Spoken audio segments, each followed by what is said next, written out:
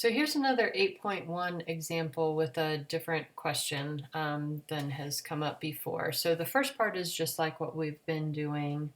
Construct a confidence interval, simple random sample of 100 components, mean lifetime 125 hours, normally distributed, population standard deviation 20. Okay, so just like we've been doing, it's going to be stat tests number 7 for the z interval. It's going to be back on stats now rather than data. And standard deviation is 20. The mean lifetime is 125. Sample size is 100 components.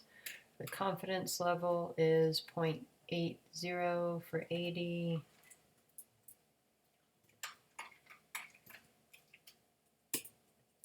We calculate and we get whole number 122 to 128 is what will go here. But then we've got a question asking about what sample size would be needed. And this is one that hasn't come up in the previous examples. So if it's asking you for sample size needed for a certain confidence interval and a certain margin of error, then there is a equation right up here that you can use for that, and it wants the critical value, the standard deviation, which we were given originally, and the margin of error, which we're given in this problem, to be 2. The critical value, we're going to have to go back and get that from that table A3 like we did at the beginning of this section. So the 98% confidence interval will give us a critical value of 2.326. And we're going to start with parentheses, 2.326.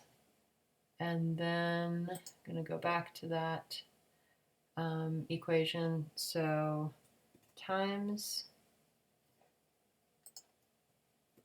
the standard deviation.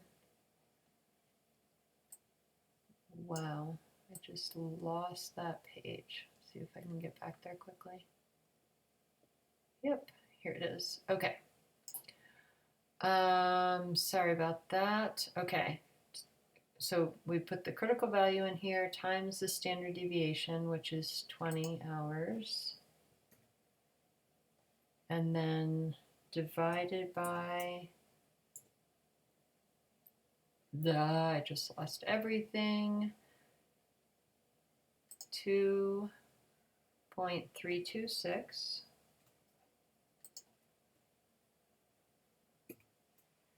2.326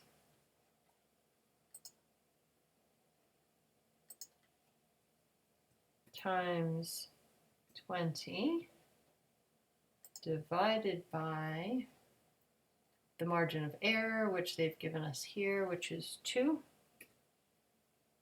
and close parentheses, and then we're going to square this whole thing, so you can just hit that x squared button after you've closed your parentheses, and it gives you this big number with a decimal place over here. The weird thing here is